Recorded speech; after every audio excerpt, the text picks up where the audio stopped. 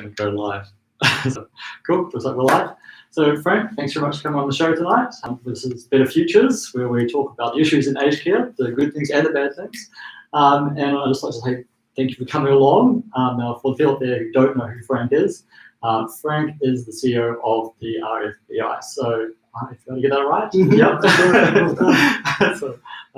So Frank, you've spent many, many years in the aged care sector.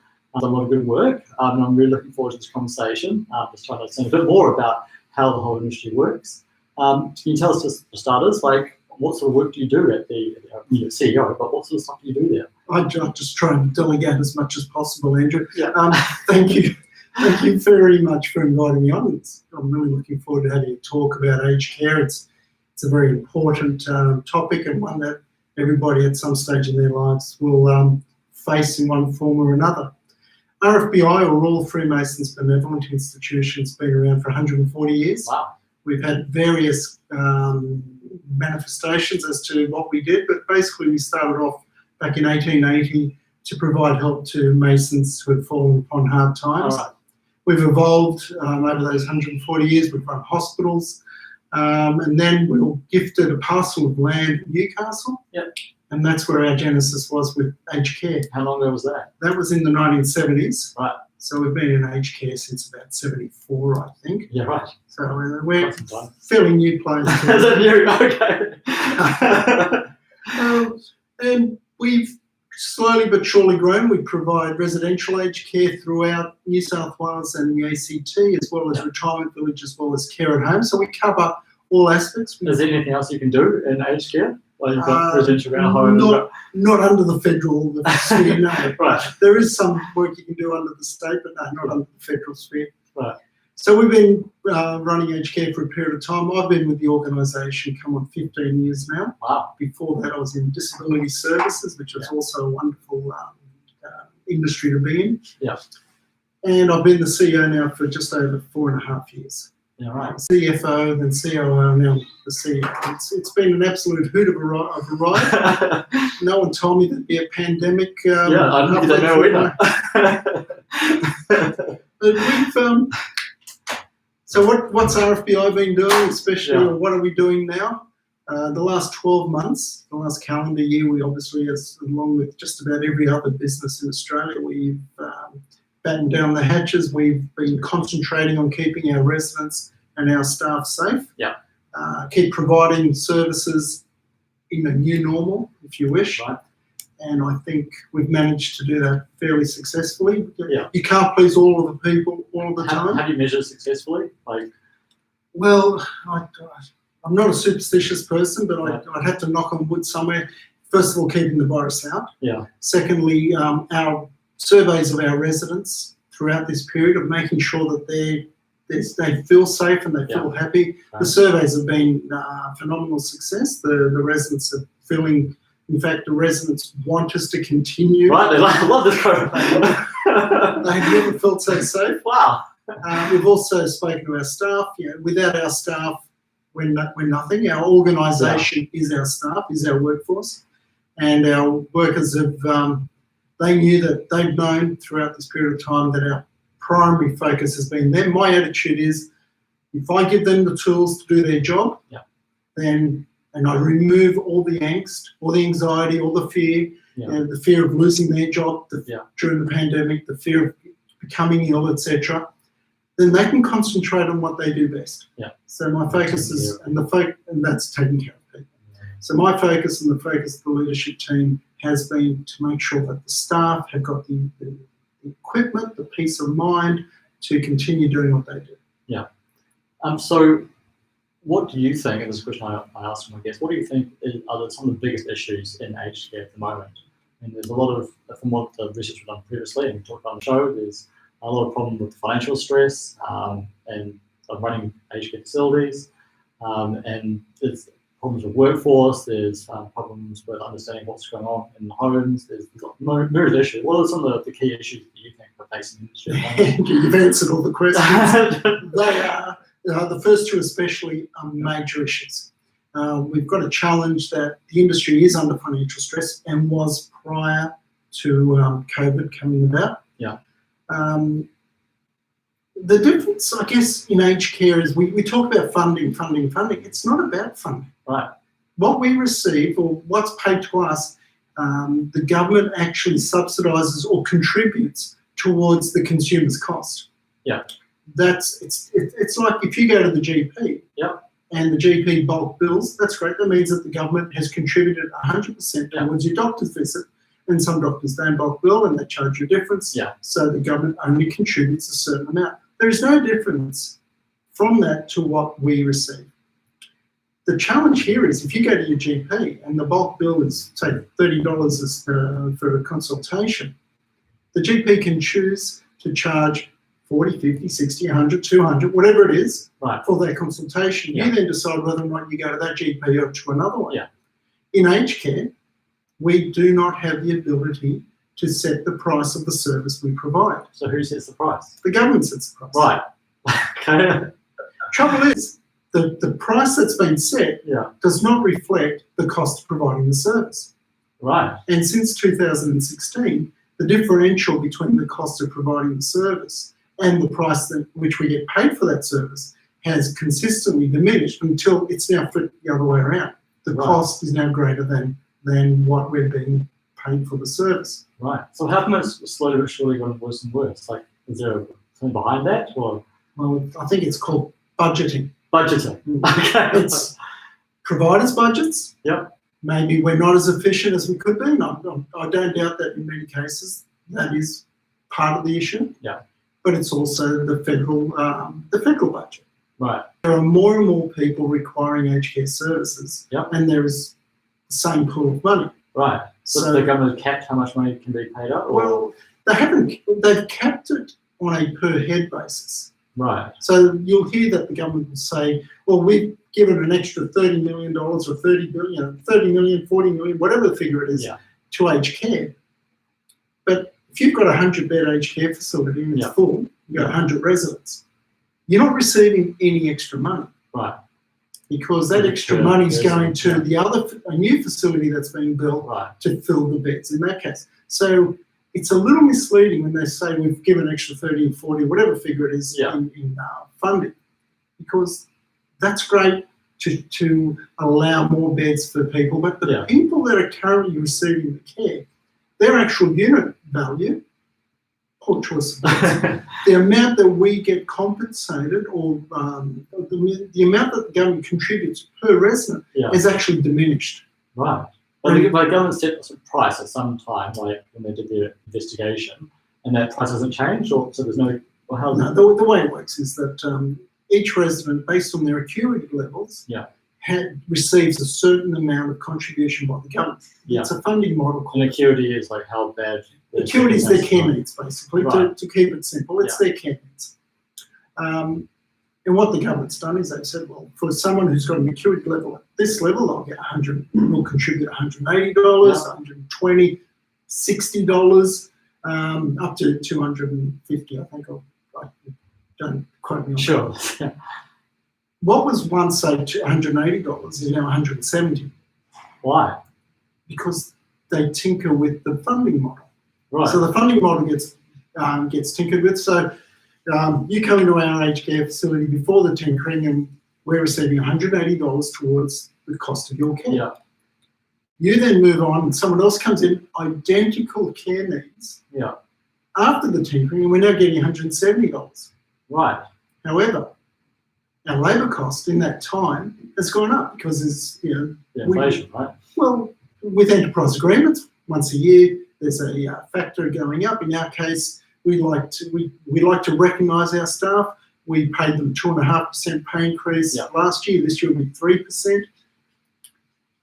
The funding has gone down from 180 to 170. And then once a year, they reassess and they say, we're going to give you a 1% increase in your funding. Right. Our labour costs have gone up 2.5%. Electricity's gone through the roof, as it has been. So many other costs are going up well over that cost, but we're going to receive an extra 1%. And when you budget any commercial enterprise, and at the end of the day, all aged care providers are a commercial enterprise. When you start your budgeting process in February for the year commencing July. by about mid-April, you know fairly well, based on various assumptions, what your expense is going to be. You're going to say, this is our labour cost. We know that our labour is going to go up by X percent. Yeah. We expect electricity to go up. We actually buy electricity a year or two in advance. You have to. Yeah. But you know when we find out what our income's going to go up by? What, like June? Try the 29th of June. Oh, that's hard to budget. We received an email late on the Friday night, Yeah. the last working day of June, Yeah. and says, you're getting 1.3% increase. Yeah. That's all. Touch the books. Like, And then how does it work? How do you then say, well, if we get 1.3% and our total costs have gone up by 2.5% or 3%, Yeah. and we're talking budgets of hundreds of millions, Yeah. 1 or 2% is the difference. That's how much fat, if you want to call it fat, that's how much we've got to play with, 1 or 2%. Yeah. Aged care is not a business about making money. Aged Yeah. care is a business about providing care. Yeah. We need to have the money to provide the care, but our primary driver is the provision of care. Yeah. We don't have 5, 10, 15% difference between our income and expenditure. We've only Yeah. got a small percentage. When we're told the day before the new financial year, you're getting a 1.3%, and we're all asking for weeks in advance, and we know it's coming, Yeah. the day before, 1.3. Do we then go and adjust our rosters? Do we cut back on our labour? Do we say to our staff, sorry, we've only received 1.3%, and because you're getting a 2.5% increase, half of you, a third of you, 10% of you, your roster's gone. You can't do that, because we're not in the business of making money. We're in the business of providing care. Yeah. Even if you were in the business of making money, you still couldn't do anything. Well, you can't, because you've got to make money through a business, and the business is providing the care. Yeah. It's a vicious circle here, and we are beholden to the government, which is giving us 1 day's notice as to what our income's going to be. Now, I really want to stress one point there. I'm going to bag the government in some cases, but I need to stress that over these last 12 months, I think what the federal government has done in regards to COVID has been exceptional. Right. I think what they've done in keeping Australians safe has been phenomenal, and I think the track record of number of cases, deaths, etc., proves that. So I've certainly got no gripe with that. That is brilliant. When it comes to running aged care, I think it's woeful. Right. And we're like the whipping boys and girls of whatever industry. We seem to always be on the negative. When media wants to pick on aged care, they make it sound as if all aged care providers are out there doing the wrong thing by the residents. Everyone that works in aged care wakes up and says, which resident can I hurt? Which little old lady can I hurt today? And that's simply not true. Yeah. Aged care is a business of care, so therefore it is a caring business. It truly is. And the fact that we are much maligned because of circumstances, I'll say individuals, right? It's always about individuals. Yeah. You wake up in the morning and someone's run over your dog, or your spouse has left you, and you go to work and you get cranky. I can get cranky at work and shout at my staff, which I try not to. I can't believe it. Not often. Maybe once a week. And they might put a complaint about me, or I don't know who to, mind you. And it ends there. Yeah. If a carer has gone through the normal trials and tribulations of life, and they take it out on the resident, which is totally inexcusable. Yeah. But it's made to look as if the whole industry is doing it. Yeah. And at the end of the day, it's people looking after people, and people are vulnerable, people are fallible. Yeah. And things will go wrong. Well, it's a really, really big industry. Right? There are hundreds of thousands of people. Absolutely. Absolutely. So the likelihood one bad apple, it's going to happen, sadly.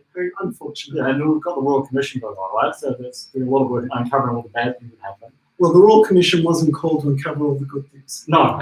Because if it had, I would hazard a guess, and this is not to downplay the bad things that have happened and have proven to have happened and need to be stamped out. Yeah.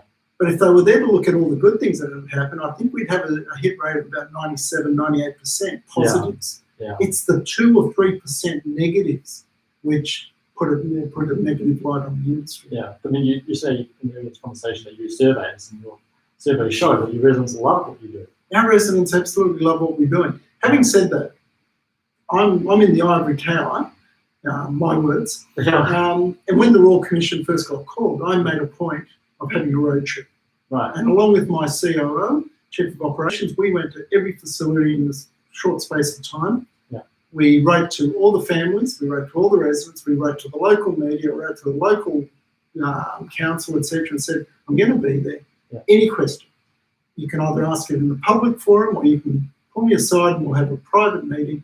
Anything, nothing's off the table. Yeah. Nothing? Nothing.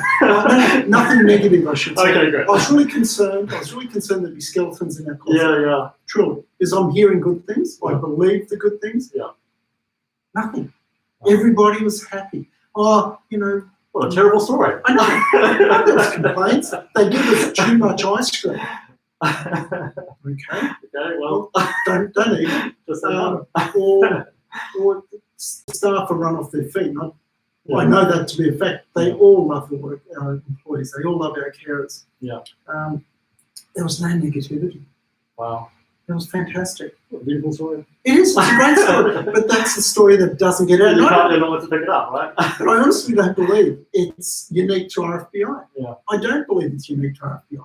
I deal with a number. I have a networking group with a number of aged care providers. Yeah. Their CEOs and senior managers. And I know each and every one of them talks about the care to their residents. Yeah. Every one of them. No one says, "Oh, I want to make extra money, so I'm going to cut costs. I'm going to reduce labour. No. Yeah. They all talk about how can we do the right thing by our residents. Yeah. So I don't believe that the story I'm giving you about RFBI is unique to RFBI. I think it's a universal story with the exceptions. Right. There's always exceptions. Yeah. So there's sort of different entities within aged care. So you've got the benevolent people, you've got the faith church-based institutions, and you've got for-profit. That's a fairly good way of looking at the industry. And government. And government. Yeah. Okay. So, and how big is government? I haven't done much research on that. I couldn't say. I know. I'm pretty sure I heard that in Victoria, where the Premier there was making a distinction between the the private operators, and the alternative to the private operators would have been the government-run operators. And back in Victoria, I think it was 2%. I could be wrong. It's a very small reflection of the industry, the government. Yeah. So yes, there's various types of operators or structure of operators. Yeah. So when you've got this sort of funding problem in the non-profit, is that also the same funding that goes in the for-profit as well? The for-profits can't afford to just make a loss. Because they've got shareholders that come through with the beholden to. They're still making a loss as well? I don't believe so. Okay. Let me break it up into three. Right. Not-for-profits, for-profits, and government. Right. So the first thing to clearly articulate is that the government side, not only do we all receive the same funding, the same contribution towards the cost of providing care. Yeah. We all receive the same amount. Right. For each resident. Yeah. That's based on the funding model. Yeah. But in addition to that, the government providers receive other funds from the government. Right. And it's usually councils. So the councils subsidise any loss-making of aged care providers that they operate. Wow. And I know that for a fact because we acquired one of the councils and they were losing millions. Yeah. They were losing about $2 million a year, this one standalone operator. Wow. And the council couldn't wait to... They can't load that. Well, it's a drain on their resources. Yeah. So government aged care providers are in a much more fortunate position that basically they can keep on running forever. That's right. They can have any staffing model they want because it's fully subsidised. Yeah. The not-for-profits, which make up mainly the church-based and the public benevolent institutions such as our own, as I said before, our purpose for being is not to make money. We don't pay money to shareholders. We don't give our money to anyone. It gets reinvested into the provision of care. Right. And then there's the privates, or the for-profits, made up between listed and private. Yeah. So the listed, yes, they have to pay dividends. Yeah. And where's that money come from? That's a really good question. That's a really good question. I know that, and I don't know what the situation is with the listed, but I know that we're spending over $12 on the cost of food products every day for every resident. Yeah. Not the $6 that was advertised, and made. $12 a day per person. $12 a day, over $12 a day per person. That's just in the. I've got a family. We a lot more than that. Tell me about it. But that's materials. That doesn't include the actual cooking or any other, the kitchens, the cost of the kitchens, etc. I'm just wondering, like, a lot of lentils. No, but what you'll find is that the average that was given by Stuart Brown approximately a year ago was $6.50. Wow. So maybe there's savings in food costs. Maybe there's savings in labour costs. I don't know. Yeah, it was hard with the labour costs because people can go elsewhere if they don't like the wages. I meant fewer employees. All right. But you can't have fewer employees because you can't meet the standards. Then you don't provide the care. Yeah. I know. Sorry, I appreciate the quiet.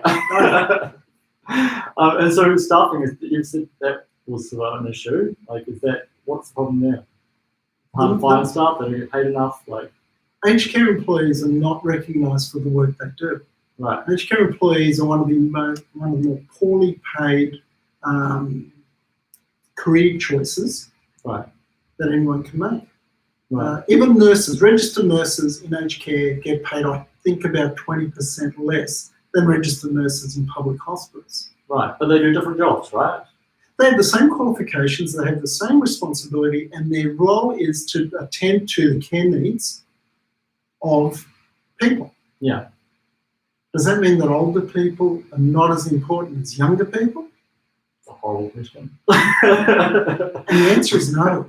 The answer is definitely not. Yeah.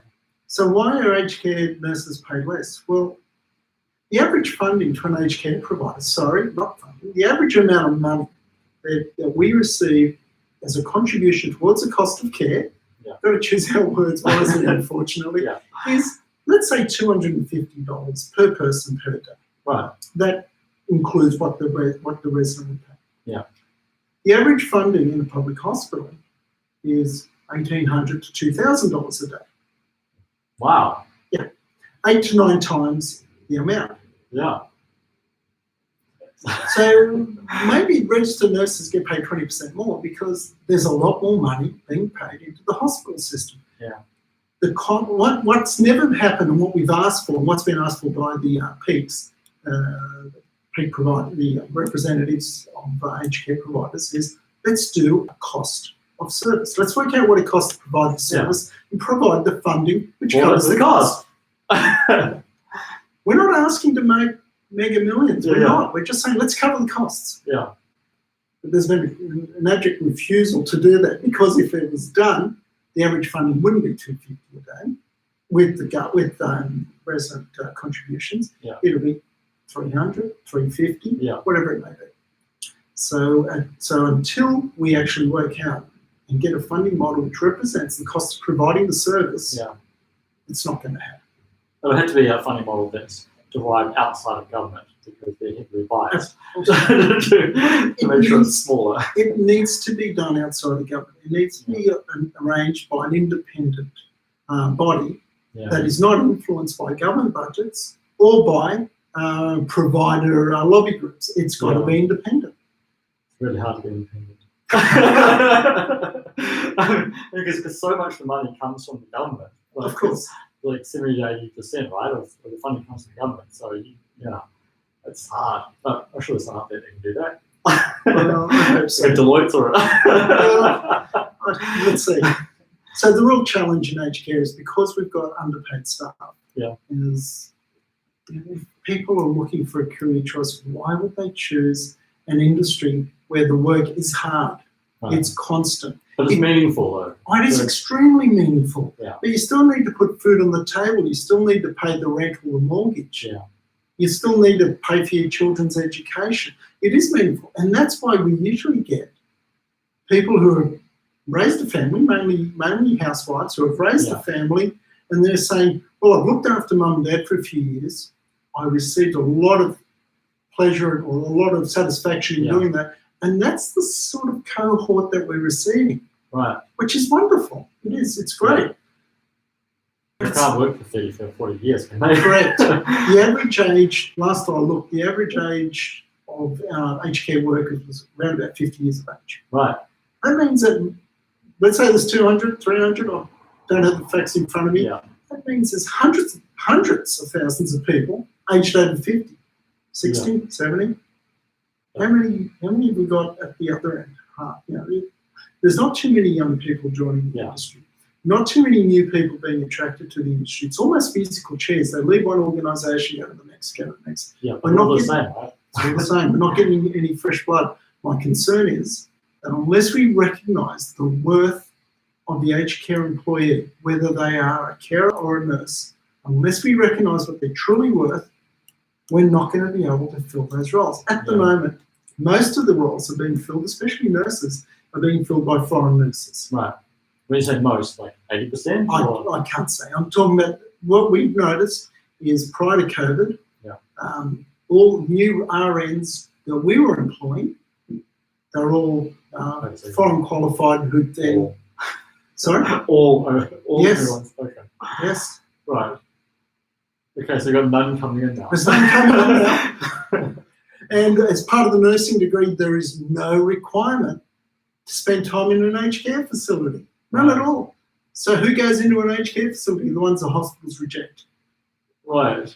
So Okay. we need to make it worth their while. Yeah. And I think we need to recognise that. I'm concerned. My real concern is with the Royal Commission. They'll come out and put another layer of bureaucracy, another layer of Compliance. compliance.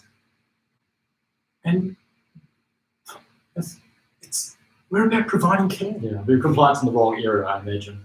Well, the amount of compliance work that our registered nurses do in aged care now, they don't get to spend as much time with the residents as they should, Yeah. because it's all about, it's predominantly about compliance. Yeah. The model needs to be thrown out and restarted. I'm just not sure that's going to happen. Not that a lot of people are starting to be angry. Well, yeah, but we're looking at, we're trying to react to a response. We're trying to react to a stimuli rather than saying, well, let's look at it in its entirety and see what should aged care look like? Yeah. What should it be? What do you think it would actually take to get that conversation with the government? Because the government is funding, so as the government has that conversation. Yeah. So what would it actually take? Was a petition of 100,000 people? No, aged care is not vote worthy. Right. It isn't. Okay. It doesn't sway governments. It certainly doesn't sway elections. So it's not vote worthy. Let's be honest about it. What it would take, and unlike a president from another nation, I am not advocating anyone go ahead and do this. But what it would take is that if there are major providers that close their doors, because they cannot sustain the losses, and then you'll have so many older people going, hang on, who are without care. Yeah. And then the question is, well, how did we allow this to happen? Yeah.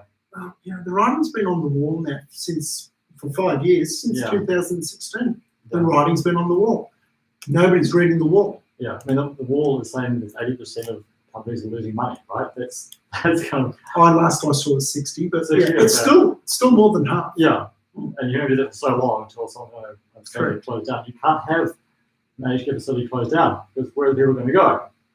Because the thing is it at capacity? Is the aged care industry at capacity? Are all the beds being filled? Or I think the average occupancy is in about 94, 95%. Yeah. And when you think about the fact that Victoria was shut down for so long and that they had the terrible outcome that they do down there in their aged care facilities, that's quite high. Yeah. And then you've got the baby boomers. I think they're starting. The oldest baby boomers are like 74 years old now, so they're going to start entering into the aged care industry. So is there enough space for them? Or, I think aged care is going to evolve. It Right. has to evolve. I'm not quite 74 years of age, Okay. but the way I see it is more and more people are going to want to age at home. Yeah. I think technology, as it evolves, will allow that to happen. We can do it now, but once again, we have the challenge. We cannot get workers to work in home care. right. COVID is a contributor. People are afraid of going into people's homes, not knowing who's been in there before and Right. what their risk profile is. Yeah.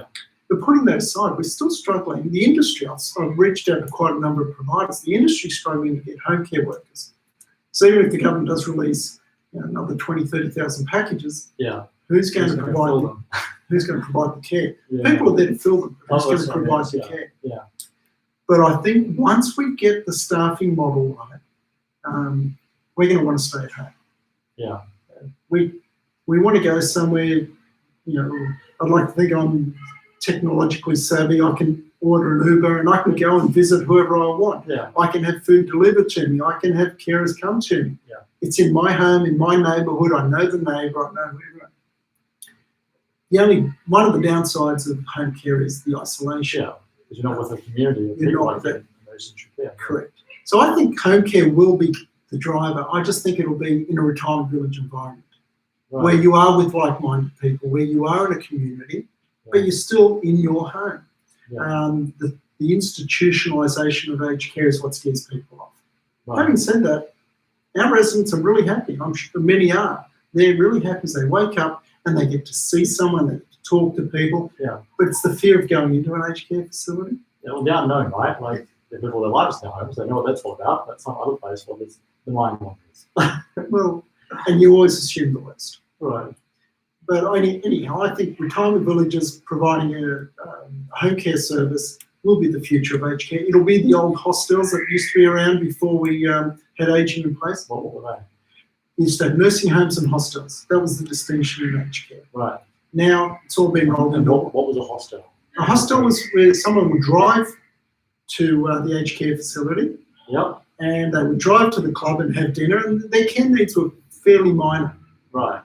And then you've had the nursing home, which would be basically what aged care has become now, and they're people with higher acuity levels that have no chance of looking after themselves, and they need 24/7 care. Yeah. Right. Well, now it's all turned into one, and the difference is based on your funding, on your ACFI. Right. So people on under $130 would have been hostel and residents. People above that would have been nursing home residents. Yeah. Right. So one thing I'm really curious about is when you go into a home, do you have to give a massive bond? Is that the idea? Where does that money go? Like, Okay. because there's this idea about there's a really strange issue where people get the same amount of money from the government, like a pension, whether they own their own home or they don't own their own home. And if you own your own home, then you're not paying rent. Then you get the same amount of money. If someone does have to pay rent, well, that's a big difference. And then there's this other question of like when you may be told to sell down your home and then put that money into the funding of the aged care facility. So then you have a big chunk of money. What happens to that chunk of money? You just get to spend it where you like, or what is that? Okay. First of all, you're asking me for almost financial advice. So let me You're not a financial advisor. I'm not a financial advisor. And if you can afford not to sell your home, don't, because it changes your asset test completely. Yeah. Because as a home, I think it's capped at, last time I looked at it, and I don't do this often, it's about 190,000. So you can have a $2 million home, but it's capped at 190. The minute you sell your $2 million home or $1 million home, then it's 100% asset. Right. So that affects how much the government contributes for your care. Right. But to answer your initial question, a bond, no longer called a bond. Right. It's now called a refundable accommodation deposit, or a RAD. Yeah. So let's call it a bond just to keep it. No, we won't. We'll call it a RAD. So a RAD is it's almost an interest-free loan that you as the resident are giving the provider. Yeah. And we supposedly live off that interest. As we deposit Right. it in a term deposit or some other form of investment. Yeah. And the interest that we get off that is meant to help us with Right. providing you your service. Assuming that you pay all your bills as you go along, you go to care fees, etc., as you go along, when you leave the aged care facility, in whichever form that is, you get 100% of that payment back. Right. We don't hold it. Right. Now, it either goes to you or it goes to your estate. So yes, there is a payment, but if you pay your fees as you go along, because some people may say, look, I'm not going to pay any fees, take it off the rate. And that's their choice, they can do that. Yeah. Or they might pay half the rate. Let's assume it's a $400,000 room. They'll say, here's $200,000, and the other $200,000 take it as a DAP, which is a daily accommodation payment, which is basically, in layman's terms, it's interest on the unpaid rate. Yeah. It's not. That's how it works out to be. And you just take that off the rate, and so that when you do leave, whatever's left, you get it back. So you have that choice to how you configure your payment for the room price. Just to show how the planets are in alignment. Term deposits used to receive, during the GFC, term deposits used to pay 6% interest. I can't remember that. That was only now 13 years ago. Yeah. I remember that, but 6% interest. Yeah, that doesn't take it, Term deposits now, you'd be lucky to get 0.3% interest. Yeah, that makes it much harder to run. That rent that you paid me in 2008, I was getting 6% on it. It really did contribute to providing you with your care. Yeah. We're now getting 0.2. Well, basically, we're not getting anything. Yeah. You don't get 0.2, 0.3. You're not getting anything. So the money's sitting in our account. We're still, when you leave, whilst we're waiting to get the information from your legal people to say who to give the money to, we're incurring interest rate at about 4%. Why? Because that's that's the way it goes. It's just the way it is. Like I said, all of our revenue and quite a few of our costs are dictated to us. Right. It's not an open market. Right. So we receive 0.2%, we pay 4%. 4%, so just losing heaps of money. I'm cutting me about it. You know what I'd be doing? I'd be paying your rent for you and say, just hold it there for a while, I'll make 4%. Yeah, absolutely. Yeah. So we really are, and it's, from a financial perspective, we're really behind the eight ball. Right now, we are so behind the eight ball, it's not funny. And we're still waiting on the Royal Commission. The industry is holding its breath. We are hopeful that the challenges that the industry is facing in providing the quality of care that we must provide. Yeah. And you should provide, right? Absolutely. Even if it wasn't dictated by the government, the quality that you provide is a very good level that we all expect. Absolutely. I expect my staff to provide the quality of care to our residents that I would expect. Yeah. To me, that's the bar. That's the bar. And in our case, we're in regional towns, mostly, not exclusively, but mostly. We're in regional towns. But we expect our residents to receive the same quality in a regional town where they've paid $250,000 to get their room, the same as someone who's in $1 million room. That's their rate. That's their rate. Yeah.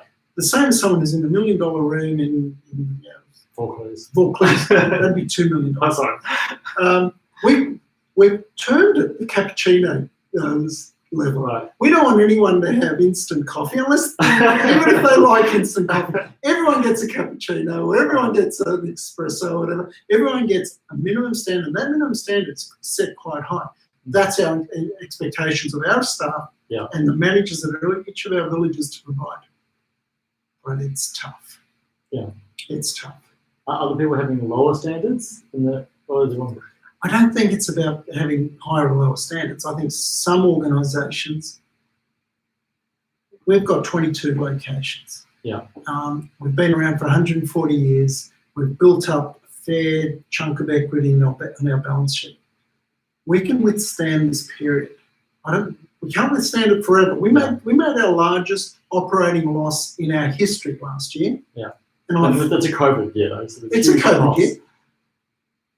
And it's not looking all that bright this year. And I know we are not on our own in this. Yeah. But smaller providers, they've only got one of two options. They either cut costs or they close the doors. Yeah. So there are some that they are working with what they can. Yeah. because they want to keep the doors open. They do not want to see their residents. You can't kick residents out. Like, You can't. what are they going to do? But push will come to shove at some stage, and that's my great concern. Yeah, yeah. And I guess everyone's going to be watching like when that happens, but no one's going to do anything before that happens. Like, I do know of some aged care providers, some smaller ones who are struggling, and they're receiving special help from the government on the quiet. Right. Yeah. Which is hiding the problem. Well, it's delaying the problem from. Well, it's pushing it. Yeah, pushing it, kicking the can on the road. It's certainly not working towards rectifying the problem. Yeah. Okay, so it has to come from government changes, I guess. That's because the whole industry is basically funded by government, but only changes that will actually make a difference have to come from the government. There's nothing more you can do, is there? The government basically subcontracts out aged care to providers. Right. That's what's happening. For it to change, we need to sit with the government and talk as one. Yeah. What is it that we want to achieve? How do we want to achieve it? Let's work towards achieving it. To date, we've been spoken to. Right. We're being told. I mean, and I was very proud of this. We were announced the Aged Care Provider of the Year in 2019. Right. Wonderful. Not because we provided good quality care, because I believe everyone should and most do provide good quality care. Yeah. But because we had a number of initiatives to improve the quality of life of our residents. Right. And things that we've shared with other aged care organisations, because at the end of the day, we're all on the same team. We're all on the same team. We're all out there to do the same. I don't see other providers as competitors. I truly don't. Yeah. As long as the residents are receiving the care they need, we're all winners. Yeah. I've not heard from anyone, from the government. No one said, well, what are you guys doing that's different? What did you do to get that? I've not heard. And I've spoken to many providers. They've not heard. I've invited various politicians to senior ministers, I should say, to events. They've not shown up. Right. Isn't there this idea there's a huge grey voting bloc? Isn't that not real? I think you'll find that, and I am generalising, I think you'll find that most people in an aged care facility have always voted Liberal, right. always voted Labor, and will always vote Liberal, or will always vote Labor. No matter what. No matter what. So whatever happens, you're not going to change their vote. Yeah. That's what I'm saying, there's no votes.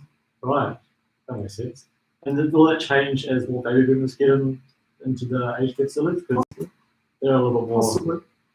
opinionated. Possibly. My parents. Yes, we are. Yes, we are. Hopefully.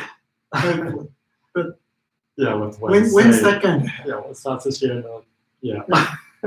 We need to sit down. The government and the providers need to sit down and come up with a better mousetrap, basically. Right. This one's not catching any more mice. It's certainly not catching enough mice, and it's not catching it as efficiently as possible. We need to come up with a better system. Yeah. And there's going to be a top-down kind of approach, I guess.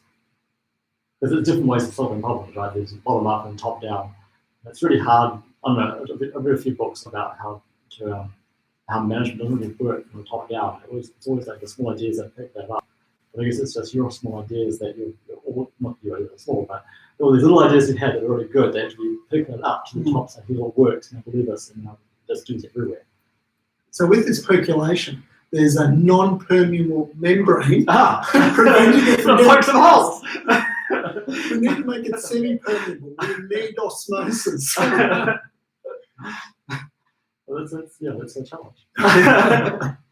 So most people are going to stay now in their home, you think, rather than going to. I think the future will be, and the government's also pushing it that way, and I totally agree with it. I think the future will be more at home. I think it'll be more in retirement villages because of the isolation issue. Yeah. I think technology will make it easier. I think the challenge of workforce will make it easier to stay at home. What aged care, the institutional aged care, will look like, in our opinion, is it'll be palliative care, end-of-life care, and it'll be dementia, high-end dementia as well. What sort of percentage of people get dementia? Like, is it 40% of people get dementia in their old age, or what's the? Well, I think you'll find that dementia is a spectrum, Yeah. and you can, Some is like life inhibiting, and some is you can live with it and you'll be okay. for a period of time, Yeah. and you may die before it becomes a challenge. Yeah. So I think you'll find that a fair proportion, I'm not going to put a percentage, but a fair proportion of people in aged care do have a level of dementia. Yeah. The challenge is when providing care to people with dementia is there's depending on what their response to the dementia is. Yeah. Some people can become quite violent. Right. People who are very nice people throughout their lives, very gentle souls throughout their lives, Yeah. can become quite violent. Wow. That's not mum, that's not dad, but Yeah, unfortunately that's what's the left. that's the disease. That's Yeah. right. Others want to abscond. They want to do a runner Right. all the times. They're in strange environment and they Yeah. just want to go home. They want to leave. Yeah. And so they're the challenges. Other people with dementia are just comfortable. They're calm, so they don't have a They cup of come. tea. You ask them to come and eat food. They eat food. You ask them to participate in Yeah, activities. They participate. Unfortunately, their memory is no longer Yeah. their memory. So there's all these different challenges. I think aged care, as it stands now, will be more for the people that will be doing a runner, Right. for the people that are violent, Yeah. and depending on what the home situation is, Yeah. people who are quite easy to be with and don't create these challenging behaviours will be able to stay home if they have someone to stay home. Yeah. If they don't, then they're a danger to themselves Yeah. in a lot of cases because they might leave the fire on, the flame on, or whatever. Yeah. The gas on. Yeah. That's right. So I think that's the way that aged care will evolve. Yeah. And if you ask anybody who's a baby boomer, what would you prefer to do? Stay in your home, age in your home, or go to an aged care facility? I'd say over 90% would say no, I'm staying home. Yeah. But that said, they don't really understand what is inside of the residential. Well, that's right. So That's right. the message wasn't necessarily go to, hey, look, it is actually really good, really nice. And I don't know how you do that video or Well, it's very difficult because when people start thinking of aged care is when an incident happens. Yeah. And they go to hospital, or the mum goes to hospital, and the discharge nurse says, "You can't go home anymore. You have to go into care." Right. And they go, "Oh, well, I do. can you recommend somebody?" Yeah. So that's when the discussion begins, and it's unfortunately it's way too late. So we need to get that conversation going. We really do. We need to get a conversation. What we should do is a business plan for you. Yeah. Start up a midday type show. Yeah. Where you talk with baby boomers, and we talk all about aged care. Let's get the conversation. And there's some portfolios.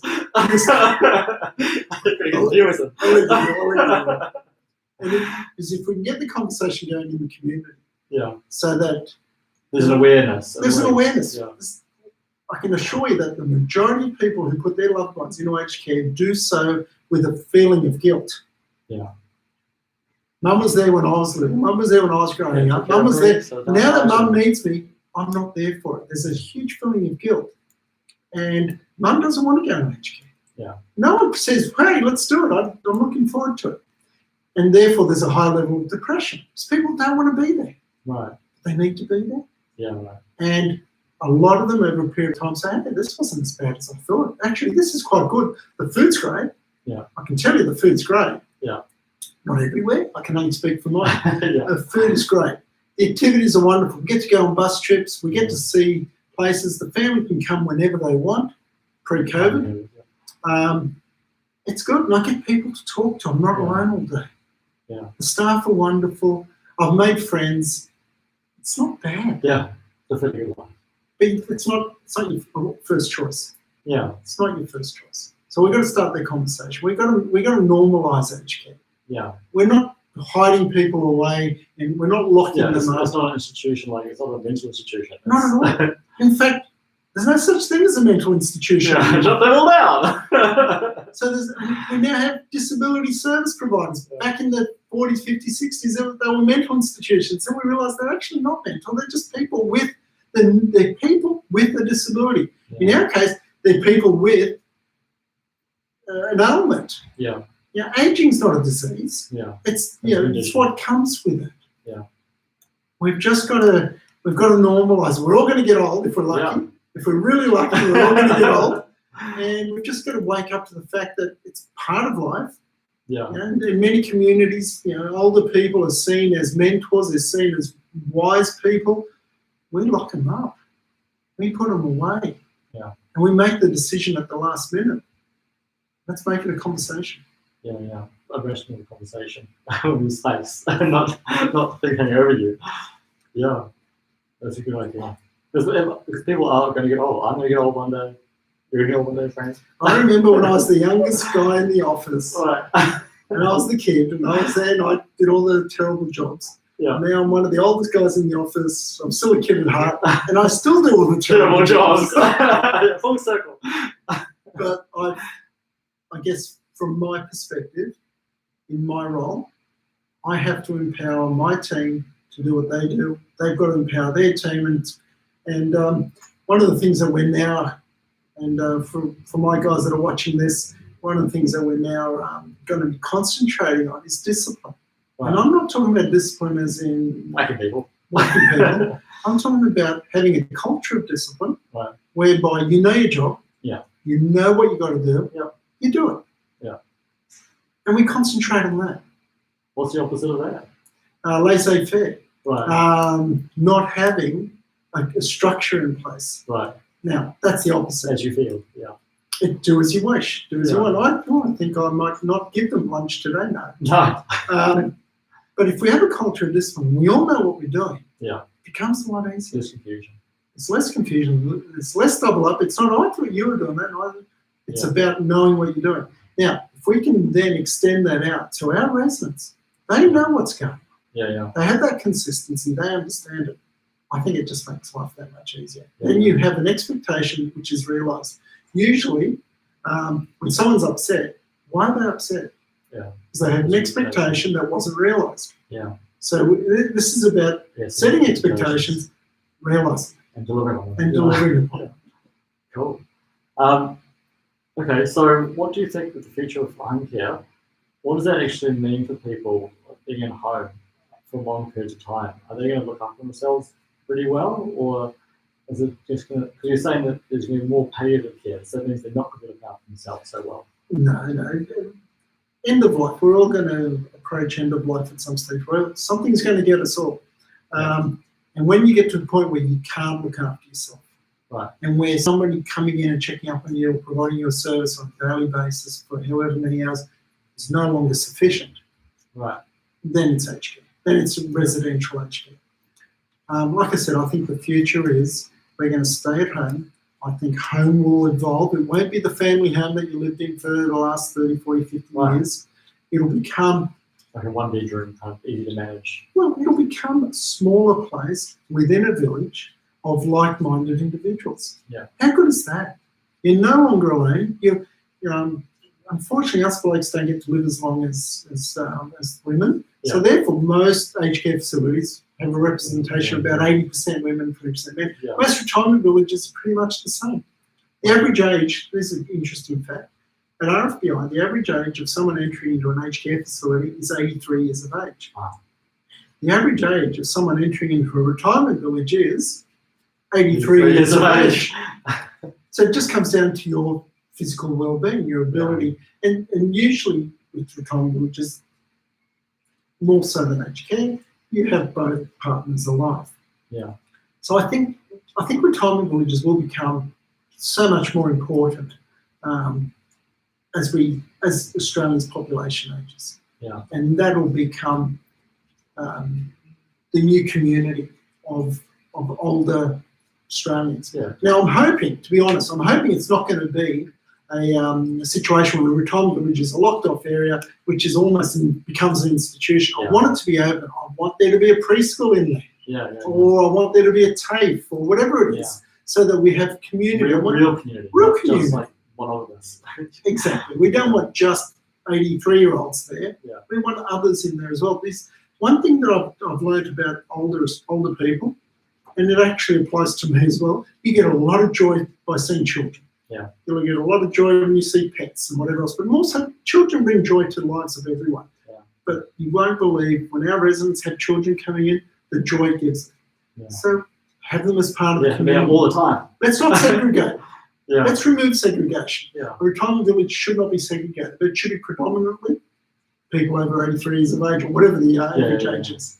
And then we can provide the care in there. We can have a central area within that village where our staff would go and provide the care that's necessary. Yeah. And making sure that people are okay. We haven't seen you for a while, Andrew. Are you okay? Yeah. Oh, I've been away. Okay.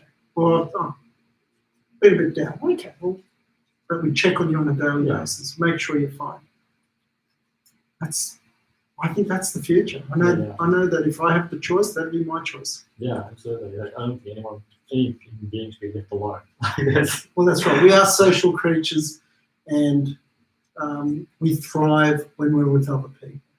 And people that we have things in common with, and little people. Yeah. Sure, they're awesome. Anything else you want to talk about, Frank? Look, 2021's not going to be much different to 2020. Right. It's going to be a difficult year. It's going to be a difficult year for everybody.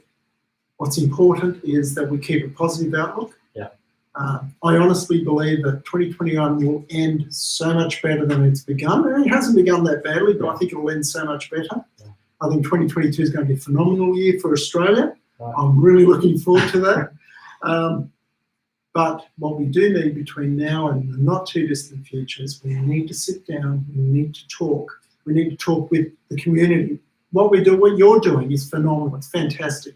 We're getting the message out there, so thank you. Yeah, no problem. And we need to do more of it. We need to get the message out. We need to normalise aged care. We need to normalise ageing. And we need to bring the government on that journey. They need to understand the challenges and work with us. Don't dictate to us. Yeah. Because they'll find that we're not that mean. We're not that bad. I don't find you mean at all, Frank. Work with us, because we all want the same thing. Yeah. We may have different ways of getting there, but we all want the same thing. We want the best for older Australians. Yeah, that's awesome. Well, Frank, thank you so much for coming to the show. It's been an absolute pleasure. And all the best for us 21 and 2022 as well. When that comes. Soon. Soon, very soon. Awesome. Thank you, Andrew. It's been a pleasure. Thank you. Are you happy with that?